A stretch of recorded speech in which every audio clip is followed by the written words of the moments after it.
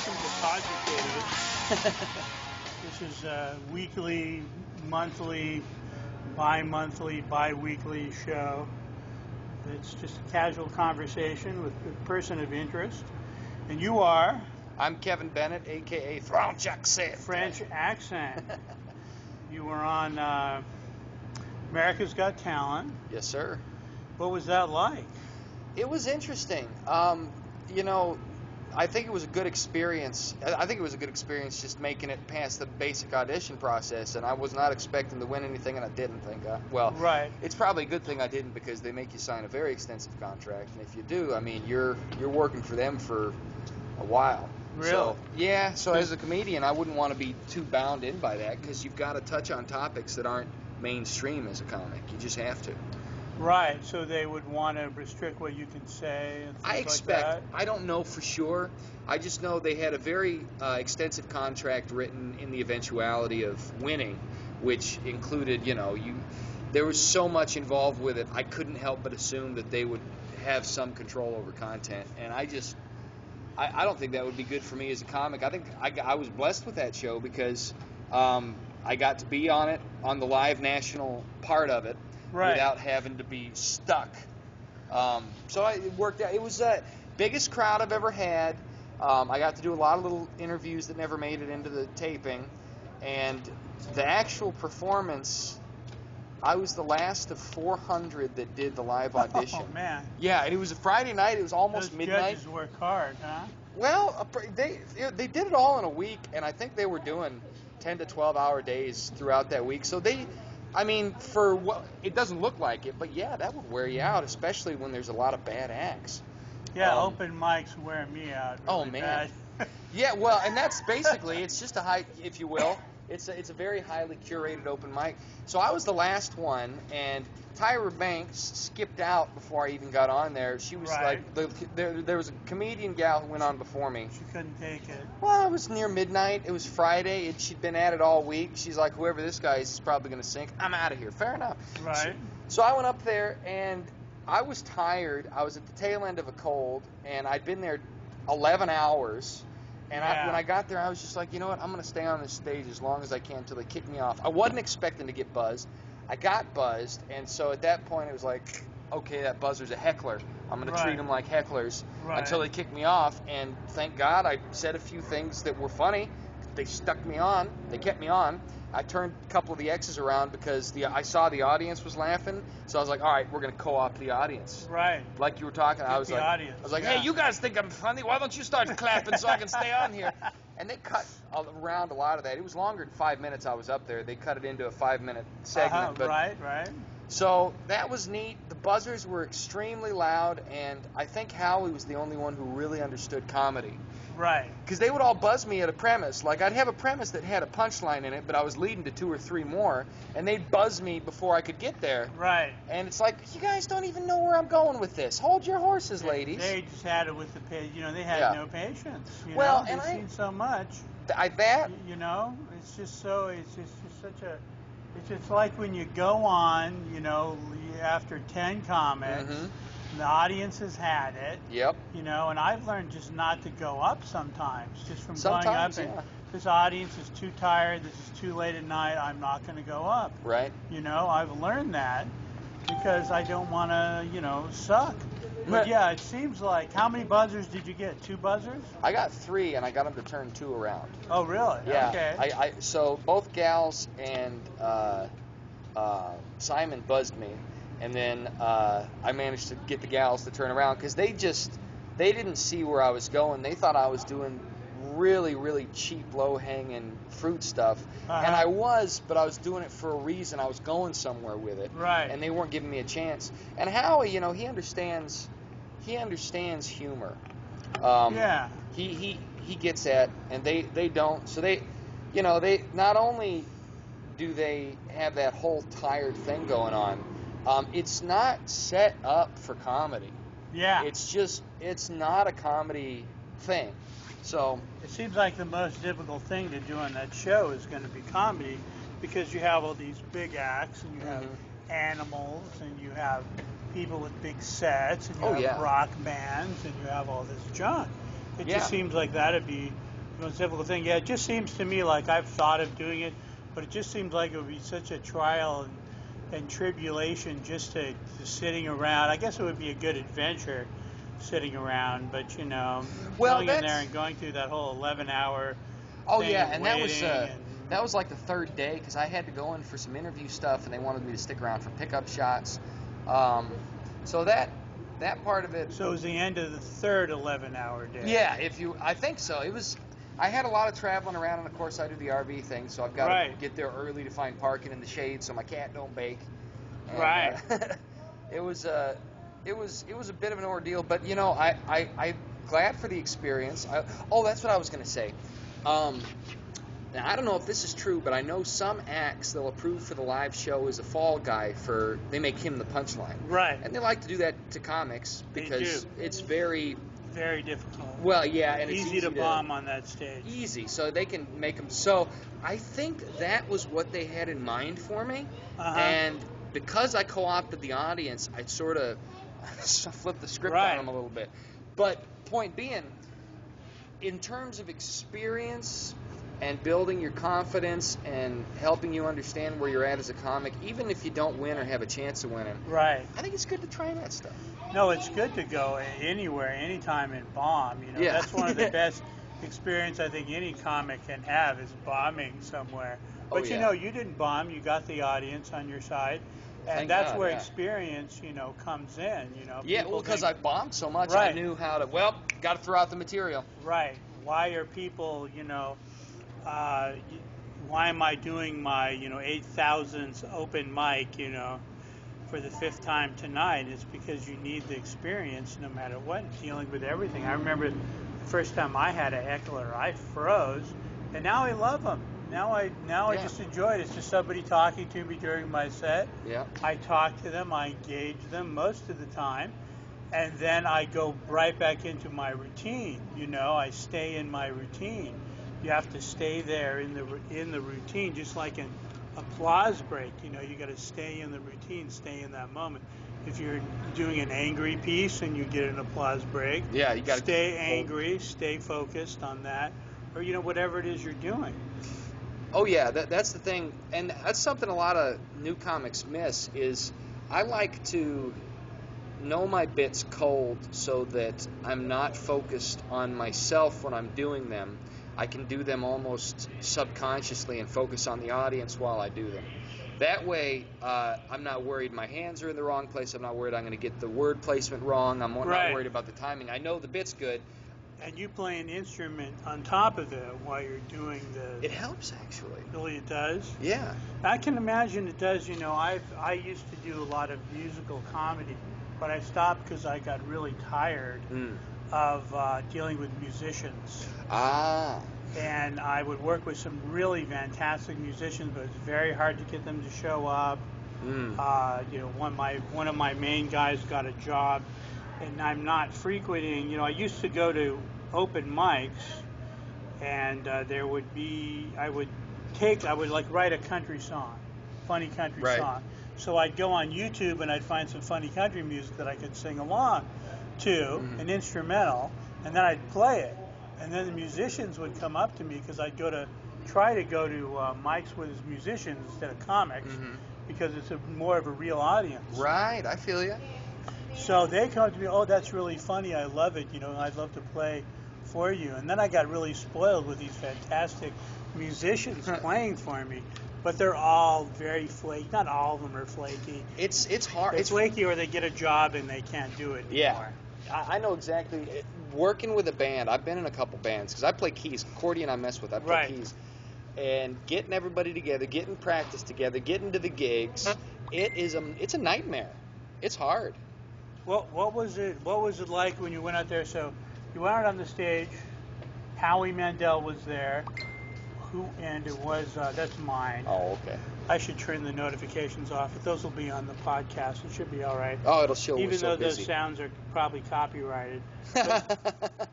Hopefully they won't throw me off of YouTube because I have a copyrighted messenger ding. Then Howie Mandel, and what's his face? Simon. The king of all media. Simon Cowell, yeah. Simon Cowell was there. And was Howard Stern there? No, it No? was Simon, Howie, Mel B. I wanted Spice to say Mel Girl. Blanc, but that's a different Mel. And Heidi Klum. Heidi Klum. All Yeah. right. No, I liked it when I first started. Oh, that's great. I love what you were doing, and it was very refreshing. So I was very happy. I love puns. I do puns. I do twisted puns that tell stories. Yeah. In my comedy, and I love that kind of stuff because I didn't used to do stuff like that. I started out as a very avant-garde performance artist. Yeah. And because that's what I was and what I still am. I still am an avant-garde performance artist. I'm not really a comic. Right. I come from an art background. I have like art in actual museums and stuff. Nice. But I gave up making objects because I don't have any more room to keep them. I've already got way too many. I've had to destroy a lot of my stuff. Oh, that's painful. Because and then my second wife also wrecked a lot of my art as well, which is too bad. Ouch. But was it shocking when you went out there? I mean, seeing those people in the set and yes, that large audience? Yes and no. It was like, because I'd been there 11 hours and I was tired and I was on the tail end of a cold and I was afraid that if I sneezed, it'd scare Howie. Right. He's hypochondriac. Right. So I was thinking about that, and I could hear him out there, and I've done a lot of shows before, so I rehearsed my bit, the stuff I planned on doing until I had it cold. And so I was ready to get it done, and my plan was to stay out there. So when I finally got out there, it was kind of like jumping into water metaphysically, and I stuttered once or twice, and I kept going quick enough that I'm probably the only one who really noticed it. And I didn't like that because the stuttering doesn't happen unless I'm not confident in the bit, and usually I've done so many gigs, so it doesn't even faze me. But it was the biggest crowd I've ever seen. It was the Pasadena Convention Center. It was full of people, 1,800 people there. I don't know how many of them actually came for the show and how many of them were, background. Right. I don't know. It's the way Hollywood works. Right. But and they were really a very good audience right off the bat. And the thing is, because it's a reality show, they totally changed the reality, which is one of the biggest ironies of modern media. So they cut it into a narrative. When I went out there, before I actually started my bit, there were about 2 to 3 minutes of me back and forth with the judges, and I never dropped character. Right. I stayed in it full time. And that's what the producers told me, never to drop character, so I was never going to drop it. I was just going to be, this whole thing's my audition, not just me doing my bit, So while I was doing that, the audience was loving it. And then they had me start, and I did my first joke, and they immediately started booing, and I was like, I didn't even got started yet, So I was good. Got into a hole because everybody jumped the gun, and then I pulled myself out of the hole. Right. So it was up, down, and then up again. But they made it look like I just came out, took a shit, and then pulled myself out. So they told about half of the story, and they juggled. Some of the jokes that they put in there were stuff I came up with off the cuff. That was not a prepared bit, and they put it in there like that was a joke I prepared. Like they cut it up and stuff. And there were some jokes I told they didn't even include in there. I did one where I do a Ray Romano impression, and they cut it out. And I guess that's good because I wouldn't want to not be able to do that joke because it was on TV, but it was a really good joke. So the whole experience, it was like it was a 10-minute set where the hecklers control the show in a packed room that is trying to make you fail. And you're tired, but I was kind of phased out because it was like when you've been driving all night and you just kind of whatever. So I had that going. And so I was right in the funk when I got in there, and as soon as I got the buzz, I know, I'm in a hell gig. Well, let's change gears. And so I just pushed through, and then it went all right. And I wish Howie actually said they cut it out, but he said I was like a millennial unknown comic. And I was like, that's high praise. I'll take that. I wish. And the other thing that really irked me. See, he has sympathy for comics because he is a comic. He knows what's up. Well, and the other thing I really liked is I said, in my ideal universe, when pop singer Adele gets married, her father will whisper into the groom's ear, "Dude, you're getting Adele." And it's funny though. The audience liked it. I told that joke. They didn't include it. Right. And Heidi Klum headbanged the buzzer. And when they cut it together in June, because I did the audition in March, it premiered in June, they cut that out and had her head bang the buzzer on some other entertainment. Well, what? No, it was another person's audition. Really? Yeah, and that was sad. They stole your headbutting of the buzzer. Yeah, I was hoping that would be a meme. Right. Because, like, just me doing something stupid and then her head banging, that would be a great meme. But no. So that, at least they use you and you have that credit, and that opens some doors for you that you've been on that. You know, I know another guy who's very funny, and I put him on my show all the time, and he was on America's Got Talent 3 times. Really? He was a finalist, and now I'm forgetting his name. It's just dumb. Preacher Lawson? No. Darren? Does he stutter? No, not that kid. Not that one. The other guy, Santos. I think it's Derek Santos. Okay. And he was on there 3 times. He was a security guard in a parking lot, and I guess he can't get a gig. You know. Really? It's too bad. He can't get booked. You know, I would think he would just be calling every comedy club. Hey, it was just on America's Got Talent, you know. Well, I emailed a bunch of them. No, call them up. Okay, I should do that because I haven't. I emailed a bunch of them. I emailed a bunch of booking agencies, and I got bupkis. I was hoping for an agent. That's all I wanted out of it was an agent. Yeah. And call. I should make some actual calls because I sent out emails. I got nothing back. I didn't want to be obsequious and over the top.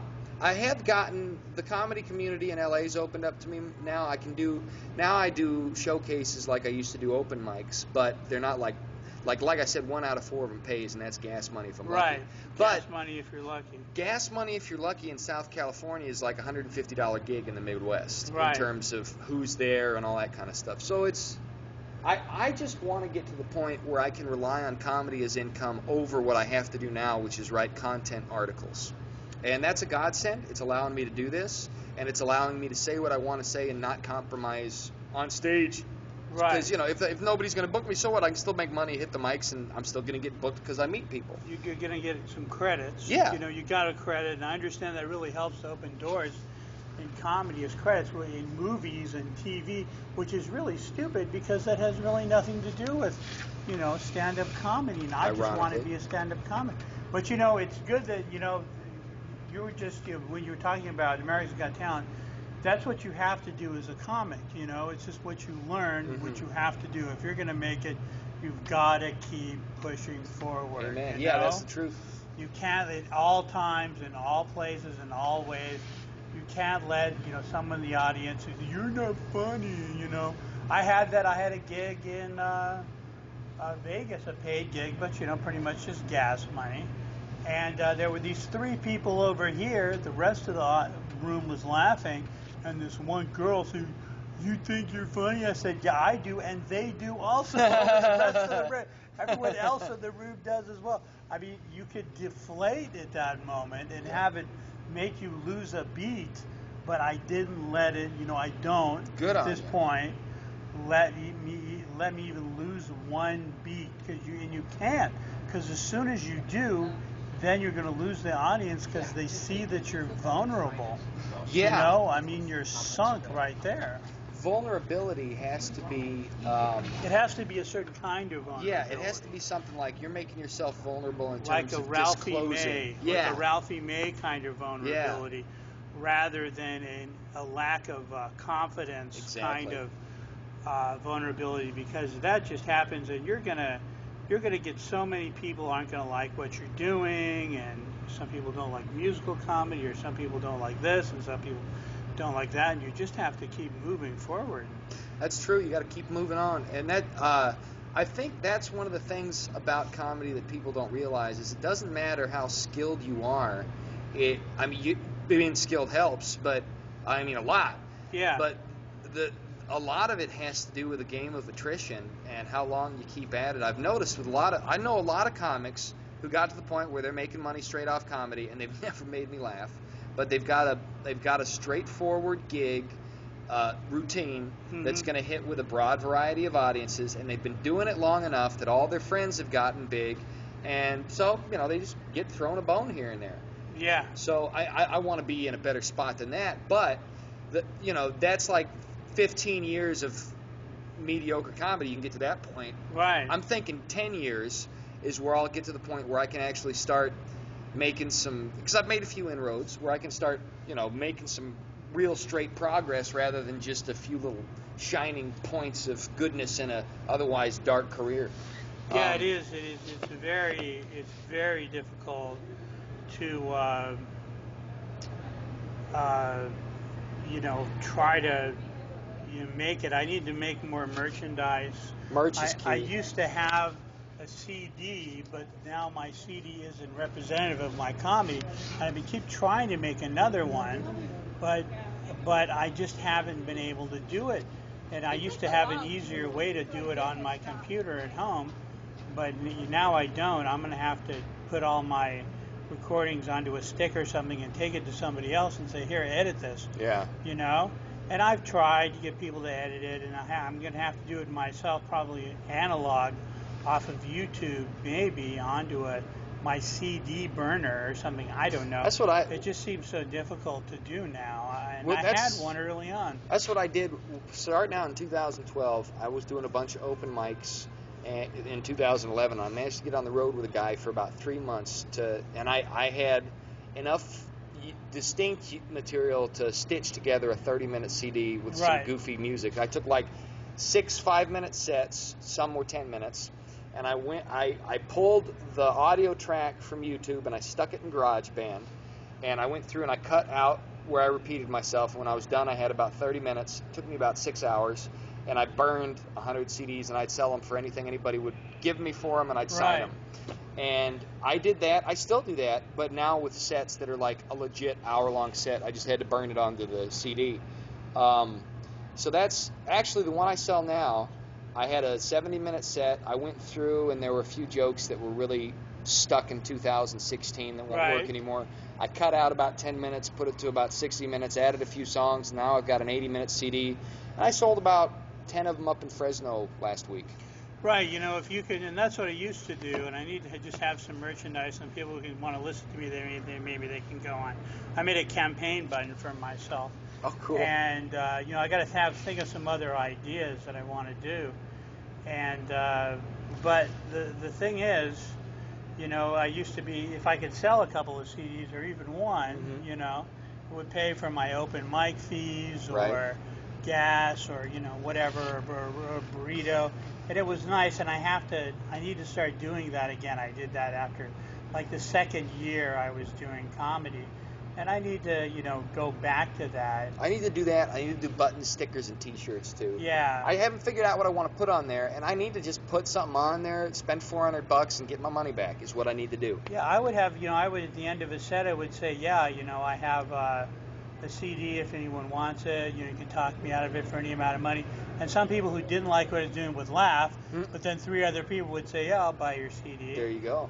So it's like, especially when I was doing avant-garde comedy music, that would really alienate people. But, there would always be a couple people that wanted to buy my CD, I dig it. And I'll probably go back to doing some music and probably adding, what I have to do is I'm going to have to see if I can have the musicians that I know play just a track for me. That I can sing along with, because I don't want to use anyone else's music that I don't have permission to. Right now we're at the mall at Hollywood and Highland, the Hollywood Highland Mall, and right now a group of Japanese tourists are passing us by. Although they could be Korean, we don't know. But if you confuse Japanese people with Korean people, they usually get really mad. So I don't want to do that. They look like. Well, they might be Chinese. Chinese, maybe. I don't know. It could be. I understand a smattering of Japanese because I'm kind of a geek. So I understand a smattering of that. I think those were Chinese people. Those guys sounded like they were speaking Mandarin or the other. There's Mandarin. What's the other language that they speak mainly Mandarin, in China? Oh yeah, no, that's true. There's 3 of them because I used to go to this Chinese cinema and watch the Chinese movies with the subtitles on. Yeah. and sometimes there would be 3 different. There was Mandarin Chinese. One's like here, and the other one was the one they were speaking in the movies, which is what they do in Hong Kong, which is with Jackie Chan movies. Of course, I'd go see Jackie Chan. I love Jackie Chan. Before he was a big deal in the U.S., I was a huge fan. I used to always go see Jackie Chan, and just general Chinese cinema, even, the comedies and stuff. I used to go see them every week, and they were wonderful. And I used to eat squid jerky. They would have beef jerky delicious. made out of squid. I've had that. And I would eat that, and it was wonderful. But yeah, you did the right thing because you pushed forward on America's Got Talent, and then you used it, and then they end up using it, and they aired it. Yeah, and I didn't think they'd air it. All the comics, that go up there and all the acts. Yeah. I'm just thinking I'm going to go there and wait around for 3 15-hour days, and then they're not going to use me, But I guess it would be a good experience. But Well, I met some other comics too that I had bumped into before, but meeting them there kind of gave us all some legitimacy. Yeah. So that I think the way I look at things with comedy, the majority of positives I obtain are collateral.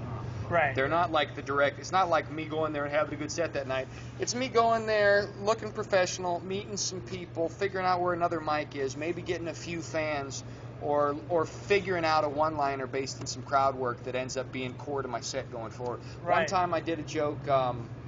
I said, I'm sorry, I cannot see you. I'm deaf in this eye because I wear an eye patch, Right. And now I do that all the time. Right. Because that was a bad show, but that bit. A lot of people say that. A lot of comics say that. In fact, that's what Louis C.K. says. He says he does his best writing on stage. Yeah. And I do too. I write, and then I go on stage, and then I add things to it on stage. Like I did this joke about Caitlyn Jenner, and afterwards I said, "What's wrong? Too late?" I brought that up on stage, and everyone said. Everyone thought that was very funny, but a lot of the funniest things you think of on stage, and then I started to do this joke about Jesus, and then I thought, well, I should use that after I do the Jesus joke. Too late? What's wrong? Too late? I like that. We have this joke about Jesus. There's this other comic who's pretty famous, and he had a Jesus joke. I said, I can write a better Jesus joke than that. So I wrote this joke, what was bothering Jesus when he was up on the cross. He had a couple of hangnails. Oh, oh man. So then I would say, what's wrong? Too late? That's pretty funny. So, you just think of things on stage, and you write on stage in a way because, your adrenaline's pumping. Yeah, it's a different thing, and you get immediate feedback. Boom. I was just thinking that exact phrase, immediate feedback. Because when you're writing off stage, it doesn't matter how well informed you are, the mental state you've got off stage and what you and the audience have on stage, it's always going to differ. Yeah. No, it always is. It's always good to just continue to learn, because on the stage is the learning experience. On the stage is the I don't know. That's really where the rubber hits the road. Like I'll put all my jokes on Twitter so people won't steal them. So or at least I know if someone steals it, you can say, look, I wrote that 6 years ago here on my Twitter. Oh, that's pretty. I hadn't thought of it that way. A lot of people say don't put your jokes on Twitter because. Or on Facebook because people will steal them. Like, they're stealing them anyway. Yeah. They're stealing them and practicing them in front of me, Well, thankfully, and this is something I can get away with, but a lot of comics can't. My act, unless you're doing it like I do it, a lot of that material is hard to steal. Oh, yeah. Because, if you do it and you're not French accent, it's not funny. Yeah. It's sneaky. But I feel you. I'll put certain jokes on Twitter, and they won't get any response. But I say, live, I think this joke is going to get a good response. And, on Facebook, I always get virtue signalers. Ugh. Like someone saying, oh, you said something icky, It's like, well, it's a joke, What are you talking about? These people, they're ruining comedy. They got to be stopped. Yeah, they're ruining comedy, And it's it gets difficult. Like I go to certain places, and I'm like, should I tell,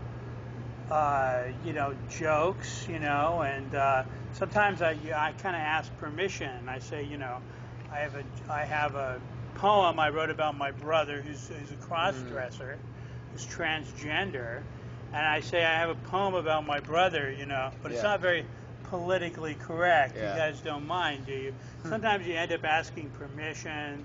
Sometimes, you have to, say something afterwards. But it does get, more and more challenging. Well, there's a nice little... There's a nice silver lining there. They say it's better to ask forgiveness than permission, right? Right. Well, with comedy, there's also the surprise element. So when you have an alternative comedy room, because let's call a spade, that's what it is. It's these alt comedy rooms. I know if I go in there, they're just going to be too cool for school for me, and immediately they'll tune me out if I do what I want to do. If I ask for permission, I don't know. Sometimes I have, and I've got jokes where if I'm getting paid for a gig like that, I'm not going to push it. I'm just going to do the safe stuff. But if it's a mic or something, I usually just double down. And I know they may or may not like it, but fuck it, I'll make some hard jokes that'll piss off a feminist, and when I see the girl that's pissed off, oh, you didn't like that, did you? You're gonna go burn your bra, aren't you? And sometimes they really do get mad at me, and they'll give me the cold shoulder. And sometimes I'm not ballsy enough to do that, but usually if I'm ballsy enough to do that, I'm rewarded with a new bit of material, or they like it. It depends, though. You should, a lot of times you should double down, not apologize. I was in Silver Lake once, and it was during the Harvey Weinstein thing. Oh, boy. Weinstein or whatever you say. And that was so funny to me, because I just watched the news all day, and I would just watch that stuff. I was laughing my head off, because there was just so many jokes there, Right. And I just had like a half hour of these jokes, incredibly tasteless jokes. And I was right in the middle of doing that, and that material, that's the material I was doing. And I went over to this place in Silver Lake where they put me up, this show. I wasn't really booked on it, but I'd go there and say, hey, could you put me up? And they say, yeah, we put me up every week. And when I was doing that material, the guys in the room were getting offended because they were afraid to laugh, because they're afraid the girls wouldn't approve of seeing them laugh at these, sexist, misogynist jokes. So... But the ones that were laughing were the girls. They were laughing their heads off. Girls kind of like to be messed with a bit. It's crazy because I found that Dane Cook, right? Now people get down on him, but he opened my mind up a lot, because I was very young I was like a teenager when he started doing his stuff, and he made me laugh. And he was so popular with the ladies, and a lot of the things he would do is make fun of the ladies. He'd be like, I had this girl, she said, I took a nap for literally 80 hours. No, you did not. That's called a coma. You'd be dead. And he's making fun of that sort of Valley Girl stupidity. And they eat it up. And really, he is making fun of it. And, of course, he's doing it in a way that's true, and it's not like mean-spirited. But at the same time, it could be taken that way by somebody who's, got that white entitled social justice girl personality. Right. I would go over to the Dollar Bin when he was the biggest comic in the world, or right after he was done being the biggest comic in the world. I went over to this record store, Aaron's Records, and in the comedy $1 bin, you could buy all of his CDs for $1. Oh, man. And they'd all be like double CDs and a DVD like together. And you get them all for $1, and there'd be like 4 or 5 of them there. So he sold a monster amount, and then his fad was over. And I was listening to him, and I was listening, and I could not figure out what was funny. Occasionally, I go, Yeah. I did not like it. But now when I hear him live, in my opinion, now that he's not the world's top comic, he's a better comic, in my opinion, now. He had to get better. He was. Well, because there's a cachet that happens when you hit a certain event horizon of visibility, and I think a lot of comics hit that, and once they go through it, their life is managed. You're not writing a lot of new material. You can't really do a lot of crowd work because the crowd's 100 feet away, Right. and you're on a microphone. You can't pick people out. You're not fighting for it. They're automatically going to laugh because they paid for the show, even if they don't like what you got to say. Right. And I think that's probably bad. So It can be very bad. But then you go to a Dane Cook level, you get all the way up there, then the bottom drops out, but you're still talented, and that's how you want to make your living, so you got to start over again. Well, suddenly, you're forced to take risks again, to bomb a couple times, Right. to develop new material.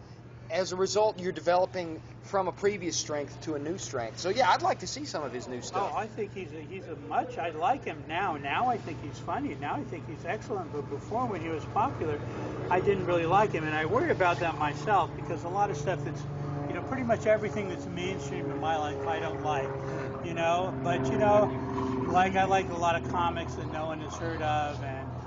But, a lot of the very, very famous comics, I love them also. And a lot of the comics that are very popular I don't like. And then also with music, I love all these obscure punk rock bands that no one likes.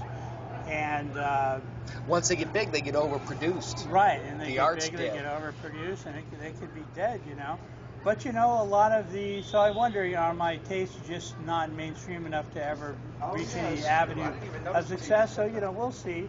But No, I think you're onto something there, because there's something about the pop mainstream culture that takes the soul out of art. Yeah. It commodifies it, I guess. And then there's exceptions that slip through, like Bob Dylan and Louis C.K. and people like that. And George Carlin. Carlin, yeah, he was great. He's the first comedian I ever saw live. Oh, really? I never saw him live. I regret that. He was so. When you're starting out, before you become a comedian, there's a lot of comics I would like. Now, looking back at the old Dane Cook stuff, I'm with you. I don't think it would hit me like it did. Then it was so new, and I was so new to just the idea of stand-up that it was. So, first, Carlin was my comedy. And I think that was the thing about Dane Cook, is that his audience were people that weren't usually listening to stand-up. So I think that he brought in a bunch of people to stand-up.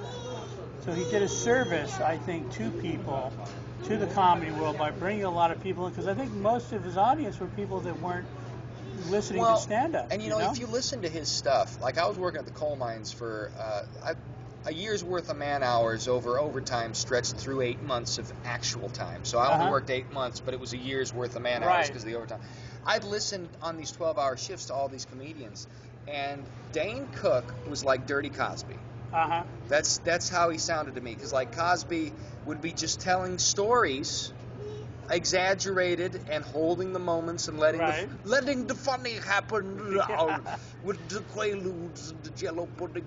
I love Cosby, but it's sad that happened. Anyway, and then I'd listen to Dane Cook, and it was the same thing, but he'd say moth, and he'd say fuck a couple times, with his Canadian accent there.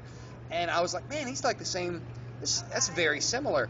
And it wasn't that he was copying, it was the same sort of genre. It was just one had the... Anyway, so... Yeah, go see him now. Go see. Yeah, I gotta check. Take it. Go down to the Improv and go see him there. They'll let you in at the Improv. They don't at the Laugh Factory. They threw him out of the Laugh Factory for a while, but I think he's back. But you can see him over at the Improv, and usually they'll let you in over at the Improv. As a comedian? Yeah. Okay. They might say, oh, well, that's his comedy store thing. We don't really let you in, And I don't know. You usually talk him into it whenever I go down there. All right. I'll have to look. See, I don't do a lot of those. I probably should be doing that, because that's where all the money's at. But parking's so hard for me in the RV. I tend to go to my showcases, and in the day I'm at a coffee shop writing articles, and then I drive to where I need to be a couple hours beforehand to beat the traffic and find a shady spot. Right. Then I do that, and I drive to where the 24-hour fitness is, and I just kind of go in a cycle like that. When I do the Comedy Store, I usually know I'm not going to get up. I'm going to be there about 4 to 6 hours. Right. I'm going to spend about $20, probably smoke too many cigarettes, and it's going to be about networking, not about getting up, and it wears me out. It does. So hard to do. People don't understand. I'm very awkward socially. I don't, mix well a lot of places, and it's taken me a long time to learn how to smooth a little bit, and a lot of times I go there, I don't talk to anyone. I just sit and I watch the people, the pros work. You know, I like to see everyone at least once. Right. You know, and look at what they're doing. If they're very, very good, I'll see them more than once, especially if they're like Brian Holtzman, where the whole set could be just improvised. He's just making it up on the spot, and it'll be fantastic. He's in the moment. He knows what he's up to. Yeah, no, he's amazing. But there's other comics there I don't watch again and again. But then there are ones that are constantly working on new material. Those are the ones I'll watch because that's interesting to me. And also I found that usually the people that don't have new material, they're not doing comedy for long. You know, it's an open micer level and bar show level. If you see someone that's been doing the same routine for 2 years, right, they're not going to be around very much longer because they're not in the joy of making new material, getting up and going and trying it out in front of a new audience, you know? Well, and you got to cycle it too. Like even if you, I don't know, you're doing 5 shows a night, you're doing 5 mics. If you're lucky, you can get out. If you've been booked on a show, go hit 3 mics or 4 mics after that, or even, the most you can do is 5. Yeah. But if you're going to be even doing 3 sets in one night, you got to have at least 3 different sets of material to do. Yeah. Every 5 minutes, I mean, I think that's the strength and weakness of LA because, like you said, you can do 5 mics a night. They're all different. So you could take, theoretically, the same 3 minutes and do it 5 times and really work on that till you have it perfect. Yeah. And that's kind of Seinfeld's approach to it, is he does a joke 100 times. Right. I don't know if I agree with that because they get stagnant. I forget where the humor is, and a lot of the mics don't allow you to do the set purely. What I like to do is cycle my bits. I have 2 hours of solid material, maybe as much as 2.5 hours now. I wouldn't want to do more than an hour of it consecutively, and I end up cycling around about the same 25 minutes, and I write a new minute or so a month, but it's not as fast as I used to, and I'm trying to do new stuff, but it does get tiring. I'm fighting the writers. I've been fighting the writer's block. I mean, I still have. I think in the last 2 months I've come up with 3 or 4 decent minutes. But a lot of times some people force themselves to write. When I'm not writing, I need to do that. I just go back and I just perform it because it took me so long to do. I've been telling this one joke forever. I used to sing for a Christian rock A.C.D.C. cover band. Yeah. We were called A.C.B.C. And I've been telling this joke for 2 years, and then at the end of it, it took me 2 years to do this. Now what I do is I say, we were called A.C.B.C. And it's funny now. And now it took me 2 years of telling that joke to put my fist in the air like a heavy metal act. Right. And do, A.C.B.C. Right. And thrust my fist in the air. And then it's a much funnier joke. But it took me 2 years of performing that joke. Isn't it weird how that works out? To realize, just to add a little gesture to it. So performing is such a big part. It really is. It really, because if you don't go out there and try it out in front of people and see where I meet a lot of new comics who want to. They'll write bits and run them by me, and it's like, no, dude, I can't tell unless I see it. It could be funny, it could not. On the written page, you got to see it in front of an audience, Yeah. I remember there was a story of this comic. He said he went up and he approached I'm losing my mind. He approached George Carlin in a bar and asked him to look at his notes. And George Carlin actually sat there for 20 minutes and read his material and said, "Oh, you got some pretty good stuff here," and talked to him about it. Good on him.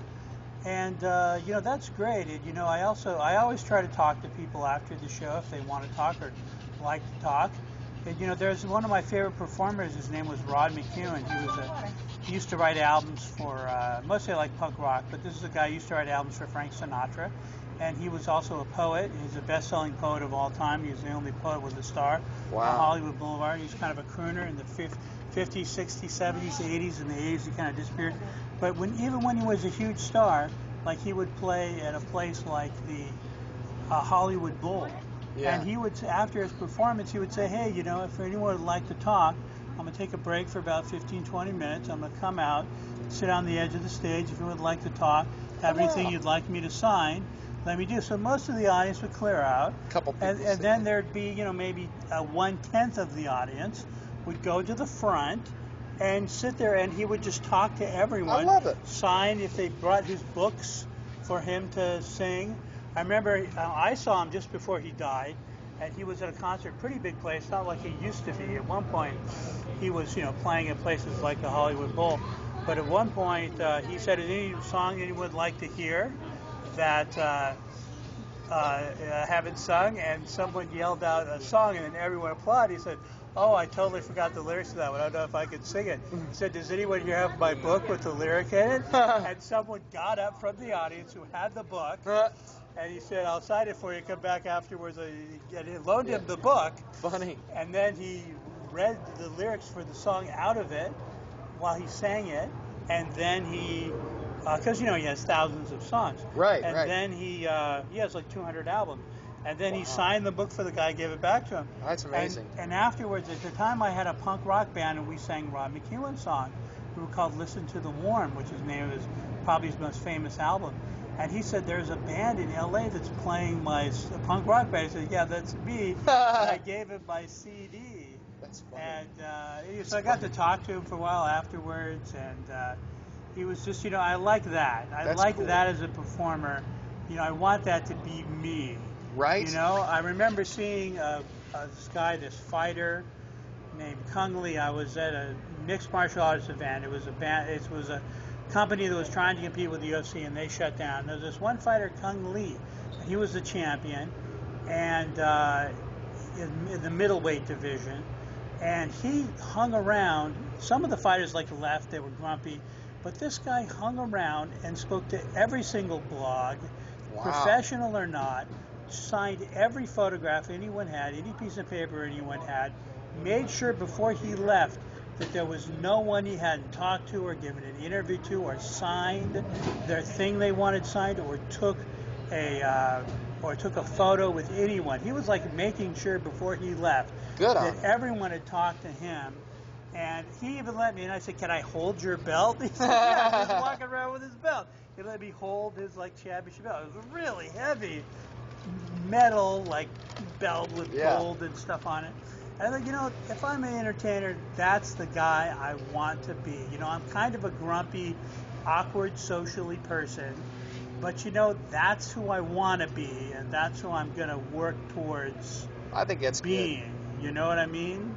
Yeah, I'm with you on that. I'd like to get to that spot myself. It's hard sometimes though, man. There's some weird stuff. Those guys who make it big like that, God bless them for being able to do that. Because I'm not big. I got 5 minutes on TV. Right. And some of the weirdest people have contacted me. I've had teenagers in the Midwest. Somehow they get my number online because I don't have 2 numbers now. And I don't want a booker who wants to book me to have trouble finding me. Right. So it is a little more my number's a little more publicly available than it ought to be. And I got a handful of people that would just be hi, hello, texted me. Hello, 30 messages in 10 minutes. Wow. And I can't I want to be, I'd say hi once and then they'd start calling and all this, and I don't want to be mean. They won't leave me alone. And I'm nobody. Right. I don't know how these people who are massive, because they have to deal with that kind of stuff. And people don't realize that is something, because you're trying to do something with your day, and 30 people that you don't know want to say hi, and you want to say hi back, and with social media. So the folks who can really do that, God bless them, that's hard. I'm a big blocker on social media. I have a lot of people come and get, I'll write something. Once I wrote this thing, there was a female comic, and I was realizing, I had talked to her, I wasn't attracted to her. And I had spoken to her many, many times, but I just thought she was a funny person. I used to put her on my shows. And then at one point I realized that she thought every time I was speaking to her that I was attracted to her. Oh, gosh. And she was just holding me. Her idea was that she was just holding me off like I was this admirer of her romantically, just because I actually liked her comedy and thought she was genuinely funny. And I wrote about that on social media, and I had this whole Me Too like attack on me. Oh, and gosh. I've learned of people saying, "No, you really want her really bad, and now you're just upset she doesn't want you," and all this stuff. I'm like, no, if I'm attracted to her, she would know it. Yeah, you just go up and say it. I would just say it that I was attracted to her. And anyway, so I learned that just as soon as you get somebody doing stuff like that and insulting you, just block them right away. And I have them on Twitter and I have them on Facebook, and I block them because it's just like I don't need insults and junk like that. I want people that are going to be there, at least have something to say. You can challenge me, Yeah. but people just throwing insults at you, I'm done. Right. And then I had this one girl that insulted me online, so I just blocked her. And then she contacted me with another account and wanted a favor. It's just like, What? man, what? Do I forgive her? Am I reacting too strongly to someone who's just trying to be funny and what is it? Roast battle me or whatever, and I don't really like roast battles. It doesn't really turn me on or do anything for me. Not my It's not type my of comedy. thing. Yeah, I can do them, but they're not. My wheelhouse isn't tearing somebody down. My wheelhouse is sort of putting a common subject in a new light that's funny that you wouldn't have seen otherwise, Yeah, I have people. I've also had people in the comedy land that decide they hate me for whatever reason and go around slandering me, and it's like, man, Comedy drama's dumb. how long are you going to be around if your job is to go up on stage and be funny? You know what Right. I mean? Not like try to stop someone else from doing comedy because you think they're bad, whatever. People who try to keep other people from being successful, I'm convinced, have reached their peak in that medium. Yeah. They're done. They don't know it yet, but it's like, sadly, when I was in 5th grade, I ran across the street, spooked the family cat, and it ran across the street and got hit by a car. It's very sad, dramatic for me, I still Right. remember it. But after it got hit by the car, it flapped around on the ground for about 30 seconds, and I thought, oh, maybe he'll be all right. No, he was dead, but his body didn't know it. Right. And there's a lot of comedians that are in the same they're spot. dead and their body doesn't know it. Yeah, sad but true. The chicken with a head cut off. Boom. It's sad but true.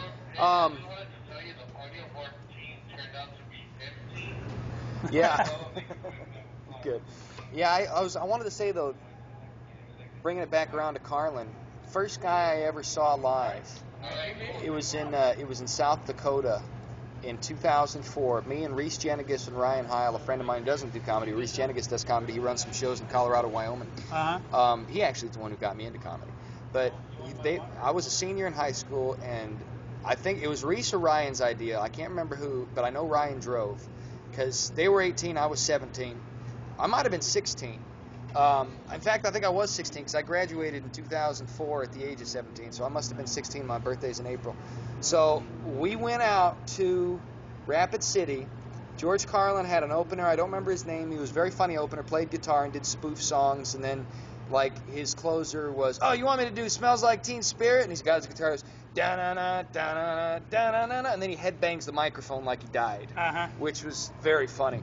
And then George Carlin came out, and my memory may be expanded because I was 16, but I'm pretty sure the guy did 2 hours, and nobody even got up to pee because he was so funny. He was the dirtiest, funniest, and he was at the top of his game because in 2008 he died, and in 2006 and 7 and 8, he was doing this more poetic sort of artistic that's thing. What I heard about him is that he was just, he would have 2 hours of just killer comedy. Oh, it was ridiculously good.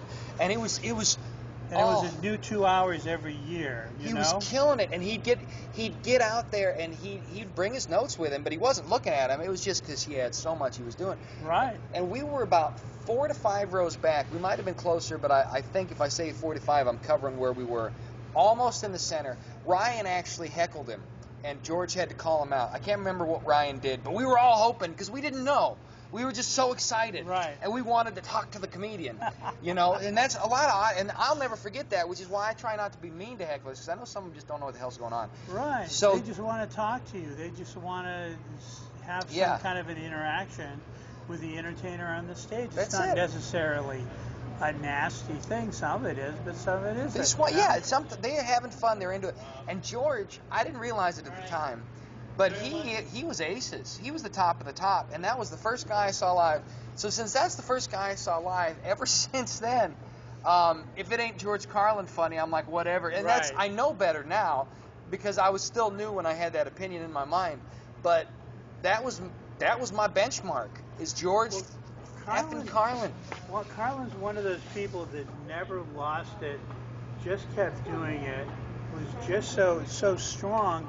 So many comics like Chris Rock, you know, they get to that huge success, and I don't know, you just don't have a bunch of people around you telling you that you suck all the time, you know. And I think that a lot of his first two albums are great, and after that it all is just complete crap. Yeah. Because it's just like he's not on the road, he's not starving, he's not working on it every day, and you don't have people around you at open mics or at shows telling you you suck, you know, and bombing and doing all this crap. When you're famous, everyone's just going to laugh because they pay 20, 30, Yeah. 40, 50 bucks to see you. And it's like, I think a lot of times people like Chris Rock, and you just need to hire someone and pay them a good salary just to go around and tell them that they suck every day. Well, you know? there's this too. We're in a different world than a lot of other comics were, because now that the medium's known and it's known what can happen with it, I think there's an increase in people trying to do comedy.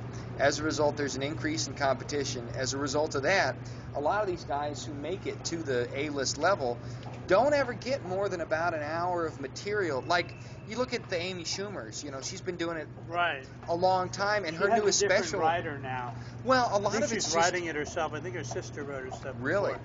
Yeah, I think her sister I didn't wrote know it. that. She went out and performed it, and that's why that new show is so bad. Well, that, and I noticed, I didn't watch most of it. I saw little snippets here, but a lot of it's just sort of a few more tags on an older bit that's been Yeah. going for a while. Yeah. It's not like totally new material.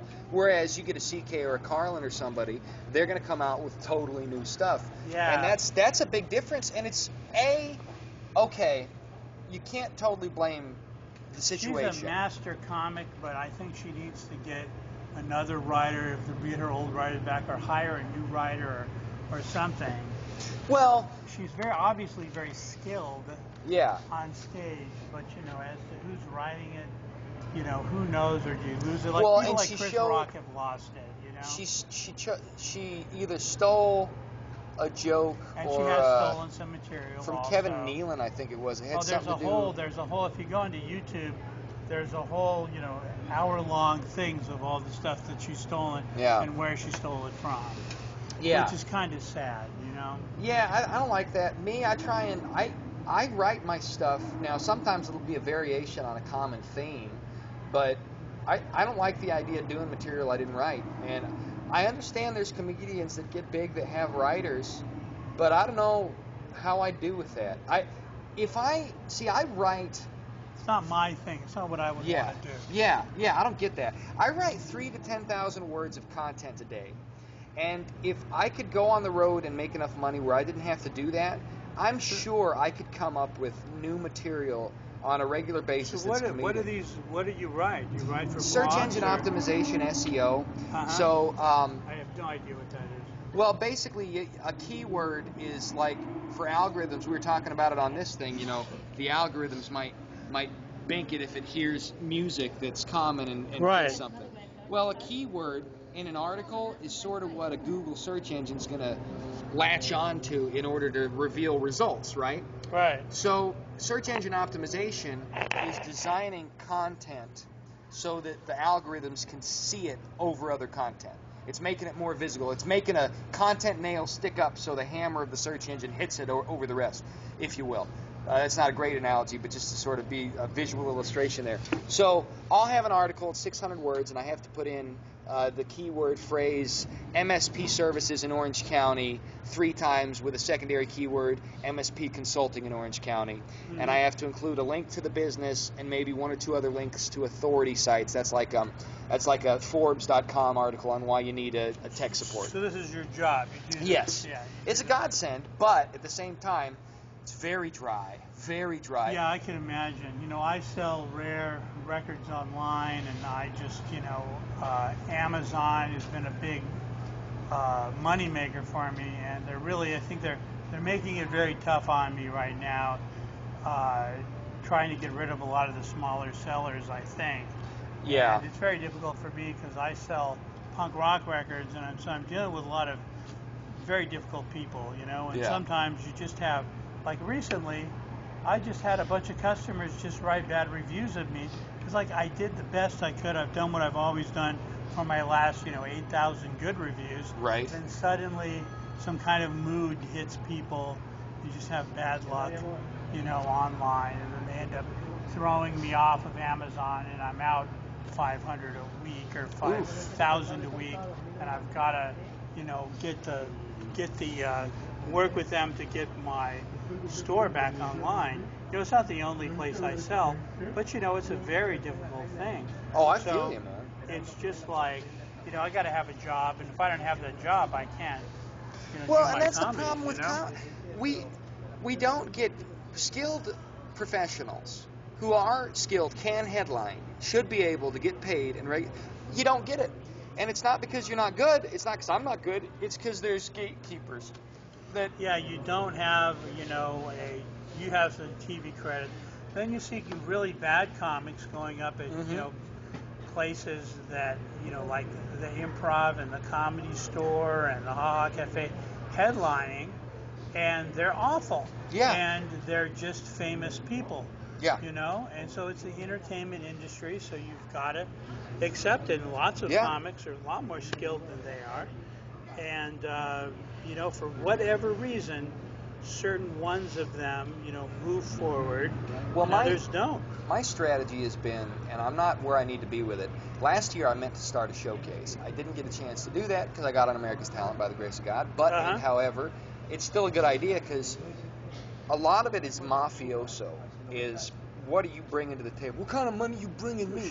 What do you guts for? But it really is. So if you're able to have a sort of reputation that a studio producer and agent can cash in off of, then you're a meal ticket for them.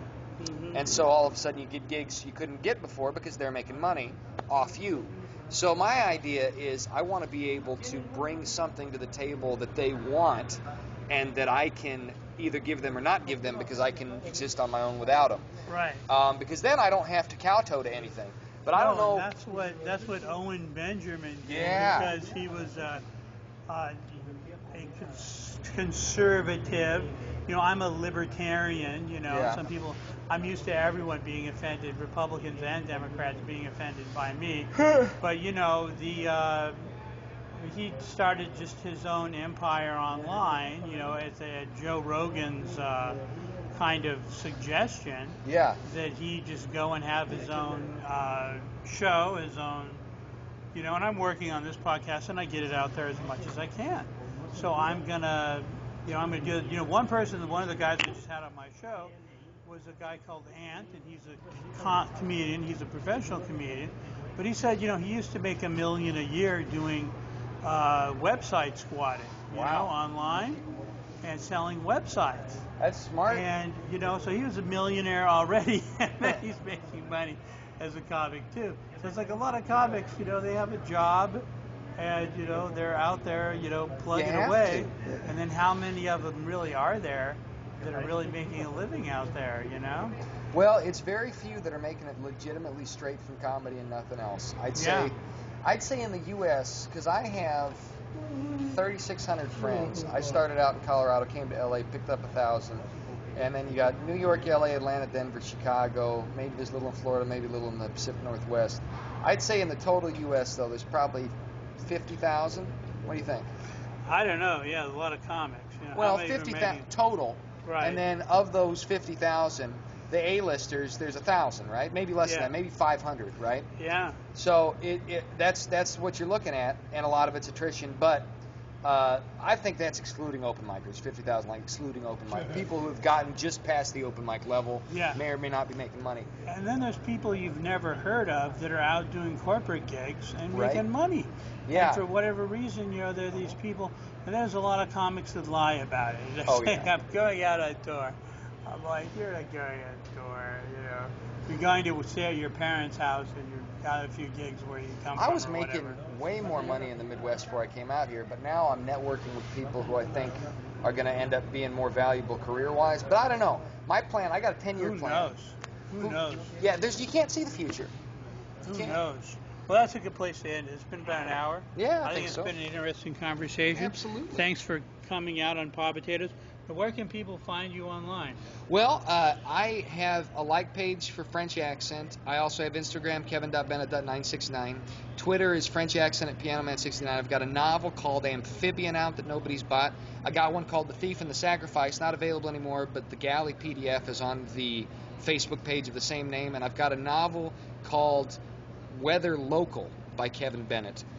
And let me see. My YouTube page is just Kevin Bennett. Google Kevin Bennett A.G.T. or Kevin Bennett Comedian and look for the guy with the eye patch and the accordion. That's my YouTube page. Right. And if you want to see his America's Got Talent, type in French accent. French accent. A.G.T. That's me. A.G.T. And you'll see him on There's YouTube. a thing called Outrage TV I did for a while, too, about 2 years ago when I first got to L.A. We got about 10 sketches of sort of conservative comedy. And they're fun. There's about 2 hours of comedy, conservative, just sketches. You might check that out, too. The conservatives are getting more funny now. It used to be the liberals were more funny. But now the conservatives are getting to be funny. Well, anyway, too, anyway, thanks a lot for coming out. And 1 hour and 6 minutes. Thanks a lot. My name is Mark Selzer, and you can find this show on, I think it's still on iTunes. Find it on WordPress called Paw Potatoes. Find it on YouTube, Paw Potatoes. Or just type in Mark Selzer, and that's my Twitter and my YouTube and my Instagram. Thanks a lot, and talk to you next time on Paw Potatoes.